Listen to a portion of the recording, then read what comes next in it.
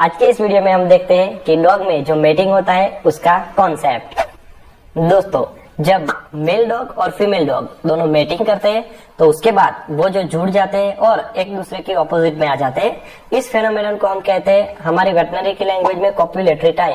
मतलब कि कॉप्युलेशन के बाद वो दोनों बंध जाते हैं, मतलब कि उनकी टाई हो जाती है। अब एक्चुअल में ये प्रोसेस क्या है, ये क्यों होती है और इससे क्या होता है फीमेल की बॉडी पे या फिर मेल की बॉडी पे, और इसमें एक्चुअल में क्या होता है, वो सब मैं आपको ये वीडियो में डिटेल में बताता हूँ। दोस्तों, कई बार क्या होता है कि लोग इसको देख के शर्म का अनुभव करते हैं, लोग उसको मारते हैं या फिर उसको अलग करने के लिए ट्राई करते हैं। तो ये करना चाहिए या नहीं करना चाहिए, इन सभी चीजों के बारे में हो सकता है वीडियो थोड़ी लंबी हो, बट लास्ट तक जरूर देखिएगा ताकि आपको पूरी की पूरी इन्फॉर्मेशन मिल सके। नहीं हो तो चैनल को सब्सक्राइब जरूर कर दीजिएगा। तो सबसे पहले मैं आपको बताता हूँ कि मेल और फीमेल दोनों कॉप्युलेशन के बाद जुड़ क्यों जाते हैं। दोस्तों, जो डॉग फैमिली में, जो कैनाइन फैमिली में आते हैं, not only dogs but wolves and fox, इन सभी चीजों में, मतलब कि इन सभी जानवरों में ये चीज कॉमन है। वुल्व्स में भी, फॉक्सिस में भी और डॉग्स में भी, इन सभी में जो कॉप्युलेटरी टाई होती है, जो बन जाना और वो जुड़ जाते हैं, वो इन तीनों में देखा जा सकता है। ये जो मेल और फीमेल की जो बंध जाने की प्रोसेस है कॉप्युलेटरी टाई, वो ऐसा कहा जा सकता है कि उनके सेक्स की, मतलब कि उनके कॉप्युलेशन का लास्ट स्टेज होता है। अब जब लास्ट स्टेज में क्या होता है, डॉग का जो पेनिस होता है उसके ऊपर एक बल्बस ग्लैंडिस करके एक पार्ट होता है। अब बल्बस ग्लैंडिस क्या होता है, वो नॉर्मली पोजीशन में जब रेगुलर होता है तब वो नॉर्मल होता है, but in the last stage, जब वो आखिरी स्टेज में होता है, तब उसके ऊपर स्वेलिंग आ जाती है और वो फूल जाता है। अब उससे क्या होगा, जो बल्बस ग्लैंडिस में स्वेलिंग आ गई है, वो जो फूल गया है वो फीमेल वजाइना के अंदर स्टक हो जाता है और उसको नॉर्मल पोजीशन में आने में लगभग 5 से 45 मिनट तक का समय लगता है। और ये जो समय है वो जिसको हम बोलते हैं कॉप्युलेटरी टाई का समय, जो उनका जुदा होने का समय, तो 5 मिनट से लेकर 45 मिनट तक लग सकते हैं दोनों को जुदा होने में। जब तक जो बल्बस ग्लैंडिस पार्ट है, स्वेलिंग हुआ, फूला हुआ, वो अपनी नॉर्मल पोजीशन में नहीं आ जाता। जब वो नॉर्मल पोजीशन में आएगा तब वो फीमेल वजाइना से विड्रॉ होगा, तब तक वो जुड़े रहते हैं। तो दोस्तों, यही रीजन है कि मेल और फीमेल लास्ट स्टेज जब होता है सेक्सुअल उनका इंटरकोर्स का, उसमें वो बंध जाते हैं।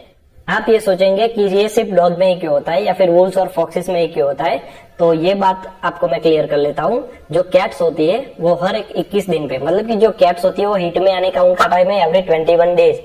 हर एक 21 दिन में कैट होती है जो फीमेल कैट, वो हिट में आती है। बट सामने उसके अगर आप डॉग की बात करो तो जो फीमेल डॉग होती है वो सालाना सिर्फ 2 बार, ईयरली 2 ही बार वो हिट में आती है।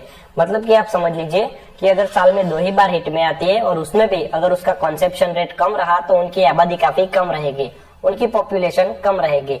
तो एक हम बोल सकते हैं ये नेचुरल प्रोसेस है कि हम अगर देखें तो डॉग जब वो फीमेल को इंटरकोर्स करते हैं और जो लास्ट में जो उनका कॉप्युलेटरी टाई हो जाता है तो वो लंबे समय तक इसीलिए जुड़े रहते हैं क्योंकि जो फीमेल का जो एग्स है उससे मेल का जो एजेकुलेशन होने के बाद स्पर्म निकलता है वो ट्रैवल करके फीमेल के ओवा तक बहुत ज्यादा समय तक पहुंच सके, कंसेप्शन रेट बढ़ जाए। ज्यादा देर तक अगर वो स्टक रहते हैं, मतलब कि स्पर्म जो फीमेल वजाइना के अंदर ज्यादा देर तक वो जीवित रह सकता है और हो सके उतना वो एग को फर्टाइल कर सकता है।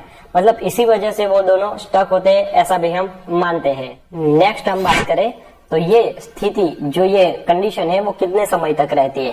तो नॉर्मली हम देखें तो जब वो लास्ट स्टेज होता है डॉग का, वो कॉप्युलेशन का, ये उसका लास्ट स्टेज है, जो कॉप्युलेटरी टाइम हो जाती है वो।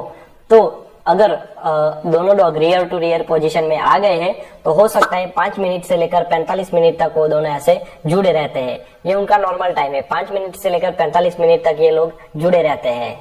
कई बार क्या होता है कि अगर डॉग नए हो, या तो मेल या फिर फीमेल, और हो सकता है वो उनको फर्स्ट टाइम अगर उनको इंटरकोर्स हुआ हो, तो कई जो डॉग्स है वो क्या होता है कि वो काफी गुस्सा हो जाते हैं, चिड़चिड़े हो जाते हैं या फिर अग्रेसिव हो जाते हैं। तो ऐसे टाइम पे उनको सताना नहीं चाहिए, उनको सेपरेट नहीं करना चाहिए, अलग नहीं करना चाहिए और उनको सपोर्ट करना चाहिए और उनकी जो नेचुरल प्रोसेस चल रही है उसमें डिस्टर्बेंस ना करके उनको उनकी पोजीशन पे ही छोड़ देना चाहिए।